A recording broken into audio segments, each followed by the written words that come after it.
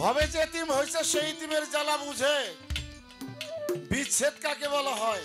বিচ্ছেদ শব্দের অর্থই হলো বিরহ। যে জীবনে কিছু হারাইছে সেই বুঝে হারানোর ব্যথা। যে বাবাকে হারাইছে সে বাবা হারানোর ব্যথা বুঝে। যে মাকে হারাইছে সে মা হারানোর ব্যথা বুঝে। যে মা বাবাকে হারাইছে সে মা বাবা হারানোর ব্যথা বুঝে।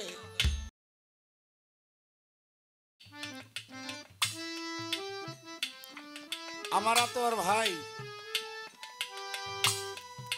আজকে যার নামে উরস করতেছে ওনার জন্মদাতা পিতা অনেক বছর আগেই ওনাকে ছেড়ে চলে গেছে। বাবা চলে যাওয়ার পরেও যখন মা থাকে তখন তার একটি বটবৃক্ষের ছায়া থাকে। সেই জনম দুঃখী মাও যখন না থাকে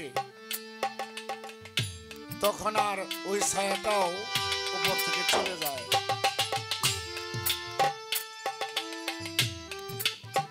আতর ভাই তেমনি মাকে হারিয়ে উনি আজ এতিম, ঠিক আমারই মতো। অনেক ছোট বয়সেই বাবাকে হারিয়েছি। আজ 18-19 বছর হলো আমার গর্ভধারিণী মাকেও হারিয়েছি। আসলে আমরা যারা শিল্পী গান করি, আমরা যখন স্টেজে গান করি নাচি গাই, মানুষ আমাদেরকে দেখে ভাবে যারা না জানি কত সুখী। আসলে না জননী, আমার ভিতরেও যে দুঃখ কষ্ট লুকিয়ে আছে সেটা আপনাদের মতো মানুষের সামনে যখন আমরা গান করি এই দুঃখটা ভুলে থাকার চেষ্টা করি। আমি আমার মাকে হারিয়ে যে এতিমের যে যন্ত্রণা, যে জ্বালাটা, এটা ছোট সময় বাবাকে হারিয়ে অতটা বুঝি নাই। যখন মাকে হারাইছি তখন বুঝছি। আমার শফি ভাই এসে বসছে, তার প্রতিও সালাম রাখি। শফি ভাইও আজ কয়েক বছর হলো উনিও এতিম হয়ে গেছে। আসলে বাবা এতিম বুঝে এতিমের জ্বালা। আমার দয়াল নবী এই পৃথিবীতে এতিম ছিল। এতিমের যন্ত্রণা কি, জ্বালা কি, তাকে বোঝার জন্য আল্লাহ রাব্বুল আলামিন তাকে ছোট বয়সে এতিম করেছে। মাতৃগর্ভেই বাবাকে হারিয়েছে। সে বাবার কবর জিয়ারত করতে যায় আবু নামক স্থানে। তার জন্মদাতা পিতাকে যেখানে কবরস্থ করেছে সেখানে তার মাকেও, বাবার কবর জিয়ারত করতে গিয়ে সেখানে মাকেও হারায়। ভবে যে এতিম হয়েছে সেই এতিমের জ্বালা বুঝে। বিচ্ছেদ কাকে বলা হয়? বিচ্ছেদ শব্দের অর্থই হলো বিরহ। যে জীবনে কিছু হারাইছে সেই বুঝে হারানোর ব্যথা। যে বাবাকে হারাইছে সে বাবা হারানোর ব্যথা বুঝে। যে মাকে হারাইছে সে মা হারানোর ব্যথা বুঝে। যে মা বাবাকে হারাইছে সে মা বাবা হারানোর ব্যথা বুঝে। যে ভাইকে হারাইছে সে ভাই হারানোর ব্যথা বুঝে। আজ থেকে কয়েক বছর পূর্বে আতর ভাই তার বড় ভাইকে নিজ সাথে কবরস্থ করেছে। আমি সেই জানাজায় আসছিলাম। আজ কিছুদিন পূর্বে তার মাকেও হারিয়েছে। আমি আমার মাকে হারিয়েছি। অনেকে আমরা হারাইছি, হারানোর ব্যথা নাই এমন কোনো মানুষ নেই। প্রত্যেকটা মানুষ কেউ বুকে হাত দিয়ে বলতে পারবো না যে আমার জীবনে আমি কিছু হারাই নাই। যে কেবারেও কিছু না হারাইছে তার দেহ থেকে যা হারাইছে এটার খুঁজে পাবে না কোনোদিন। এইখানে দাঁড়িয়েই একটি বিচ্ছেদ গান আমি করব। আমার মায়ের কথা আমি বললাম। এই যে আতর ভাই গান করে, আমরাও গান করি। এলাকার ভিতরে কোনো জায়গায় রাত্রে, যেরকম রাত্রি 1টা 2টা 2:30টার সময় গান বাদ দিয়া যখন বাড়িতে যাইতাম বাবা, বাড়িতে যায় কোনোদিন আমার মারে দরজার মধ্যে টোকা দিয়ে ডাক দিয়ে দেখি না। দৌড় উঠানের পাড়া দিলেই মাই জানি কেমনে বুঝা ফেলাইছে আমি বাড়িতে এসে বসছি। মাই ঘর থেকে বলতো রাজ্জাক আইসো বাবা। তখন আমাদের এলাকায় বিদ্যুৎ ছিল না। কোথাও হ মা আইসি তো। ওই অন্ধকারের মধ্যে কেমন এলো বাবা, ভয় করলো না। মার কথায় সোজা উত্তর দিতাম না। তখন মায়ের কইতাম মা রাত্রি 2টা 2:30 বাজে, তুমি এখনো ঘুমাও নাই।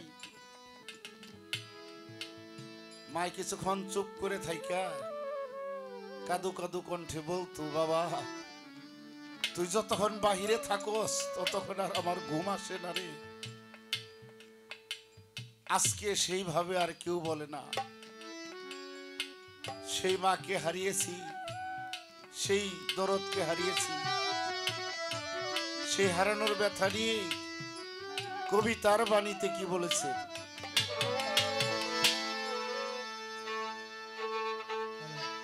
ওরে যে আমারে করবে আদর,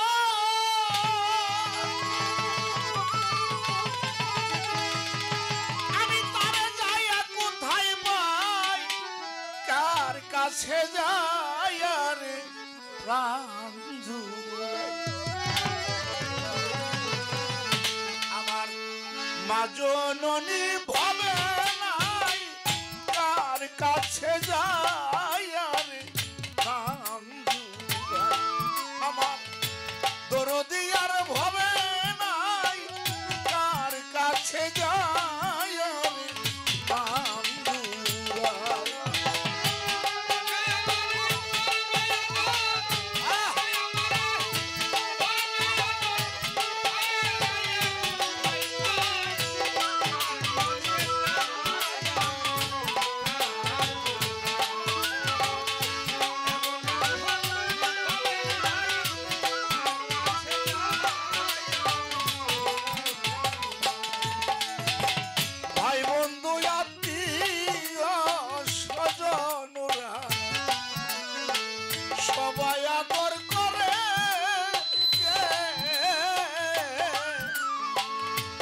মতো আর নাই দরদি রাইখা সে উত্তরে, ওরে আমায় রাইখা সে উত্তরে, রাইখা সে আমায় রাইখা সে উত্তরে, রাইখা সে। ভাই বন্ধু আত্মীয় স্বজন রে আপনার ভাই সবাই আদর করে কে, আমার মার মতো আর নাই দরদি রাইখা সে উত্তরে, আমায় রাইখা সে উত্তরে, রাইখা সে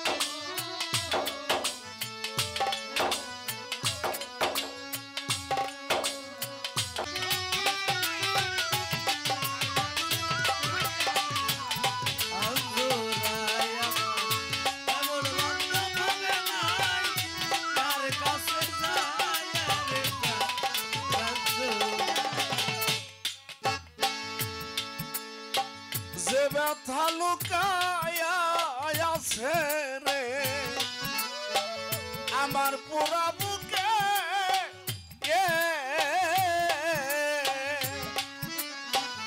আমার ব্যথা আমি বুঝি আর বুঝি রেখে আরে ব্যথা আর বুঝি রেখে আর বুঝি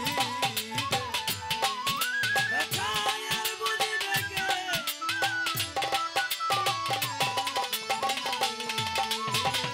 যে ব্যথা লুকায়া আছে রে ওরে বাবু আমার পুরা বুকে আমার ব্যথা আমি বুঝি আর বুঝি রেখে আমার ঘুম আসে না পুরা বুকে ঘুম আসে না পুরা চোখে ঘুম আসে না পুরা চোখে কান্দি আমি শিকারাই কার কাছে যাই আমি রাম জুড়াই আমার এমন বান্ধব হবে নাই কার কাছে যাই আমি প্রাণ জুড়াই আমার এমন বান্ধব হবে নাই কার কাছে যায় রে প্রাণ জুড়াই আমার এমন বান্ধব হবে নাই কার কাছে যায় রে প্রাণ জুড়াই আমার ব্যথার অবসান রে বান্ধব হইল না জীবনে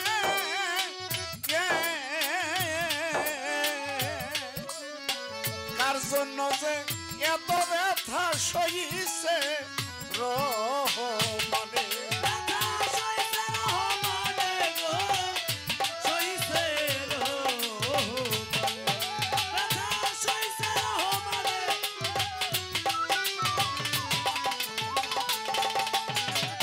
আমার ব্যথার অবসান রে দরদি আমার ঘটল না জীবনে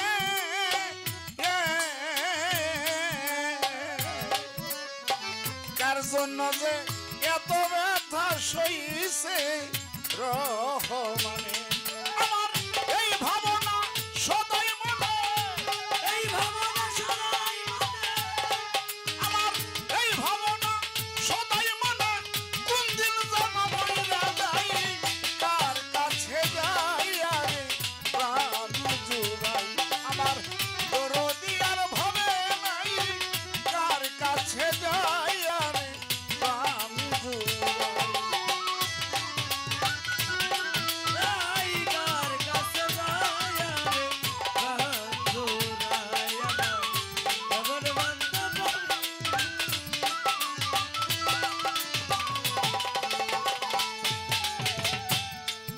কবি বলেছে আমার ব্যথার অবসান দরদি গো, হইল না জীবনে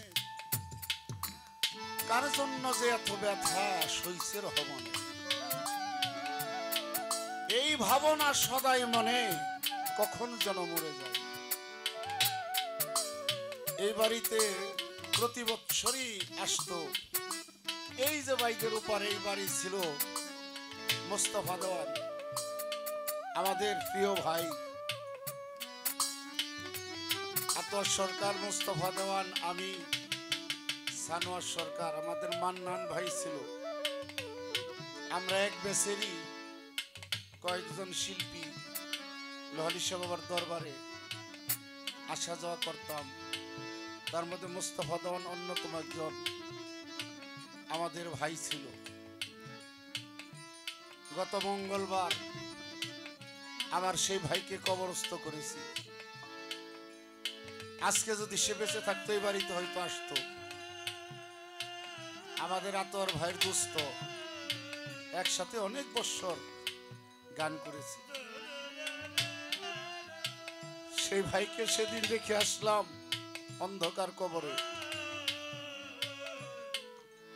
তো সকলের কাছেই দোয়া চাই আমি নিজেও দোয়া করি আমার সেই ভাইকে যেন আল্লাহ রাব্বুল আলামিন জান্নাতুল ফেরদৌসের সর্বোচ্চ মাকাম দান করেন। সকলেই তার জন্য দোয়া করবেন। সারা জীবন মানুষের মধ্যে সে ভালোবাসা নিয়ে বেঁচেছিল। এরপরেও মানুষ আমরা কেউ ভুলের ঊর্ধ্বে না। যদি কারো কাছে কোনো ভুল করে থাকে তাকে ক্ষমা করে দিয়ে তার জন্য সকলেই একটু দোয়া করবেন, দয়াল যেন তাকে একটু ভালো স্থানে রাখে।